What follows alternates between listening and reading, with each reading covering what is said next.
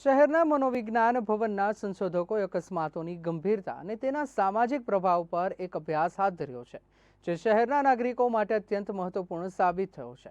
અકસ્માત વિશે લોકો શું માને છે અને તેના કારણો શું હોઈ શકે છે તે જાણવાના હેતુથી મહેતા અભિજીતે મનોવિજ્ઞાન ભવનના અધ્યક્ષ યોગેશ જોગસન અને અધ્યાપક ડોક્ટર ધારા દોશીના માર્ગદર્શન હેઠળ 980 લોકો પર સર્વેક્ષણાત્મક અભ્યાસ કર્યો અને રસપ્રદ માહિતી એકત્રિત કરી છે. ત્યારે ચાલો જોઈએ અમારો આ વિશેષ અહેવાલ.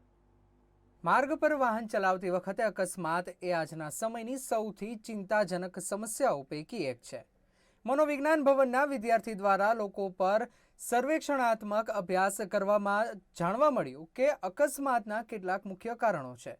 સૌપ્રથમ, વધુ ઝડપે વાહન ચલાવવાનો પ્રયાસ અકસ્માતનું મુખ્ય કારણ બની રહ્યું છે. ત્યારે 16% લોકોએ જણાવ્યું કે ઝડપ અને બેદરકારીથી વાહન ચલાવવાથી અકસ્માતની સંભાવના વધી જાય છે. જ્યારે 14% લોકોએ આલ્કોહોલ અને ડ્રગ્સનો ઉપયોગ મુખ્ય કારણ હોવાનું જણાવ્યું હતું.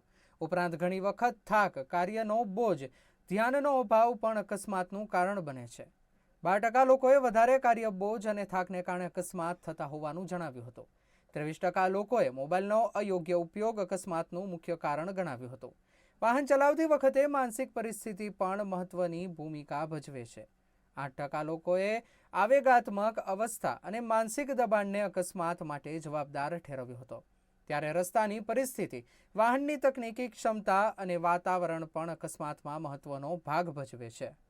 ચોક્કસ મનોવિજ્ઞાન ભવન એ જુદા જુદા પ્રકારના જે સામાજિક જાગૃતિ સંદર્ભના સર્વે કરતા હોય છે ને લોકો ઉપયોગી થવા માટેના પ્રયત્ન કરતા હોય છે. અમારો એક વિદ્યાર્થી અભિજીતે એક પ્રકારનો સર્વે કર્યો. સર્વે એ પ્રકારનો હતો કે અકસ્માત થવાના કારણો ક્યાં છે, કયા કયા પરિબળો એ અકસ્માતમાં જવાબદાર છે, અને બીજું કે આ અકસ્માત ઘટાડવા માટે શું કરી શકાય, એના ઉપાયો શું હોઈ શકે. તો આ બંને બાબતોને લઈને એ લોકોને મળેલો લગભગ 980 જેટલા લોકોને એને રૂબરૂ મુલાકાત કરી અને લોકોને પૂછ્યું કે ભાઈ અકસ્માત થવાના તમારી દ્રષ્ટિએ મુખ્ય કારણો ક્યાં ક્યાં છે અને આ અકસ્માતને ઘટાડવા હોય તો આપણે શું કરી શકાય. ખાસ કારણો ઉડીને સામે વળગે એવા એ આવ્યા. પહેલી જ બાબત જે આવી અને એ આવી કે જે મોબાઈલનું વળગણ જે છે એ મોબાઈલને કારણે અથવા તેના દુર્વ્યવહારને કારણે કે ચાલુ વાહને મોબાઈલનો ઉપયોગ કરવાને કારણે જે છે એ અકસ્માતો થાય છે એવા મોટાભાગના લોકોએ જણાવ્યું. બીજી બાબત એ આવ્યું કે અતિ ઝડપ, અને એમાં ખાસ કરીને યુવા વર્ગ જે છે એ યુવા વર્ગ એ ઇમોશનલ ઇમ્બેલેન્સ હોય છે, આવેગિક રીતે પૂરતા પરિપક્વ હોતા નથી ને એ જે અતિશય ઝડપે વાહન ચલાવે છે એને કારણે અકસ્માત થવાની સંભાવના વધી જાય છે એવું. ત્રીજી બાબત એ આવી છે કે જે કેટલાક જગ્યાએ જે રસ્તા જે છે એ રસ્તા પર જે પ્રોપર એને જે સિગ્નલ્સ મૂક્યા ન હોય એને કારણે પણ આ પ્રકારની બાબતો બનતી હોય એવું લોકોનું કહેવું છે. ચોથી બાબત એ પણ આવેલી છે કે જે બિસ્માર રસ્તાઓ છે, એટલે કે રસ્તાઓ એ વ્યવસ્થિત ન હોય એને કારણે પણ અકસ્માત થવાની સંભાવના વધી જાય છે એવું લોકોનું માનવું છે. આ ઉપરાંત કેટલાક જે કેફી પદાર્થો છે અથવા તો વ્યક્તિગત પોતાના ઇમોશનને કારણે કોઈ પોતાના જીવનની અંદર કોઈ દુર્ઘટના ઘટી હોય અને એ વિચારની અંદર એટલે કે એના માનસિક રીતે અસ્વસ્થ હોવાને કારણે પણ અકસ્માત થતા હોય છે. આવા 7 થી 8 કે 10 પ્રકારના કારણો જે છે એ જુદા જુદા લોકોએ પર્સન્ટેજને આધારે જણાવેલા છે. અકસ્માત એટલે એવી ઘટના જે અણધારી હોય, અનિશ્ચિત હોય અને જેના કારણે નુકસાન થાય છે. અકસ્માતે કોઈ પણ સ્થળે કોઈ પણ સમયે થઈ શકે છે, જેના કારણે શારીરિક, માનસિક અથવા આર્થિક નુકસાન થઈ શકે છે, જે આજની મુખ્ય સમસ્યા છે. અકસ્માત અટકાવવા અંગે 21% લોકોએ ગતિ મર્યાદા અનુસાર ગતિ રાખવી, જેથી માર્ગ પર ઝડપથી અકસ્માતનું જોખમ ઓછું થાય તેવું જણાવેલ. જ્યારે 13% લોકોએ કહ્યું ટ્રાફિક સિગ્નલનું ચોક્કસ પાલન અને અનુસરણથી અકસ્માતની શક્યતાઓ ઘટે છે. ઉપરાંત 11% લોકોએ જણાવ્યું વાહનો વચ્ચે યોગ્ય અંતર રાખવાથી અકસ્માતને ટાળી શકાય છે. જ્યારે 27% લોકોએ જણાવ્યું મોબાઈલ અને અન્ય આકર્ષણથી બચવાથી અકસ્માત ટાળી શકાય છે.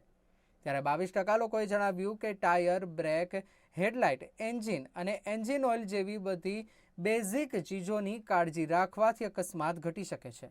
54% લોકોએ જણાવ્યું કે સીટ બેલ્ટ અને હેલ્મેટ માટે કાયદો અને સલામતી જરૂરી છે અને આ સુરક્ષાની સૌથી મોટી બાબત છે. ચોક્કસ જે અટકાવવાના ઉપાયો એટલા રસપ્રદ જણાવેલા છે. પહેલાં તો એ લોકોએ એવું જ કીધું છે કે મોબાઈલનો યોગ્ય સમયે ઉપયોગ કરવાનું જો શીખવવામાં આવે તો આ પ્રકારની બાબતો જે છે એ અટકી જાય. બીજી બાબત એ પણ જણાવી કે જ્યારે વ્યક્તિ માનસિક રીતે અસ્વસ્થ હોય ત્યારે એને વાહન ચલાવવું જોઈએ નહીં. ત્રીજી બાબત એ પણ જણાવેલી છે કે કેફી પદાર્થોના સેવન કર્યા પછી વાહન ચલાવવાને કારણે પોતાને પણ દુર્ઘટના નડે છે અને અન્ય લોકોને પણ થાય છે. એટલે એ ત્રીજી બાબત એ જણાવી છે. અને ચોથી બાબત એ જે કીધેલી છે કે જે જુદા જુદા પ્રકારના માનસિક રોગો જે લોકોને હોય છે અથવા તો જે રીતે માનસિક રીતે અસ્વસ્થ હોય છે એવા લોકો અથવા તો ઇમ્પલ્સિવ માઇન્ડવાળા જે લોકો છે એ લોકો જે છે એને વાહનથી ખાસ દૂર રહેવું. શોર્ટ ટેમ્પર જે લોકો છે અથવા તો બીજાની વાતોમાં આવી જાય છે, બીજા કોઈ સાઈડ કાપે તો મારું કેમ આ સાઈડ કાપીને આગળ ગયો, આવા જે વ્યક્તિત્વવાળા લોકો જે છે એને પણ આ પ્રકારના વાહનો જે છે પૂરપાર ગતિએ ન ચલાવે એ માટે ટ્રેનિંગ આપવી જોઈએ, તાલીમ આપવી જોઈએ અને એ રીતે આ પ્રકારની સમસ્યામાંથી લોકોને મુક્ત કરવા જોઈએ એવું અંતે એ તારણ આપેલું છે. દાખલા તરીકે માર્ગ અકસ્માત થયો છે. આ માર્ગ અકસ્માત પછી આપણે એવું માનીએ છીએ કે એ અકસ્માતને કારણે એની જે શારીરિક પગમાં ફ્રેક્ચર થયું છે કે હાથમાં ફ્રેક્ચર થયું છે પછી મટી ગયું, પણ ખરેખર એ જે પગ કે હાથની અંદર જે ફ્રેક્ચર થયેલું છે એ આપણને ફિઝિકલી દેખાય છે, પણ એની માનસિક આઘાત ખૂબ લાગ્યો હોય છે જેને પીટીએસડી તરીકે ઓળખવામાં આવે છે. એટલે કે કોઈ પણ પ્રકારની તણાવપૂર્ણ ઘટના પછીથી વ્યક્તિ માનસિક રીતે એ ઘટનાને ભૂલી શકતો નથી અને એના વર્તનના અંદર એના બિહેવિયરમાં ક્યાંક ને ક્યાંક દેખાતું હોય છે અને જે એને લાંબા ગાળા સુધી નુકસાન પહોંચાડે છે.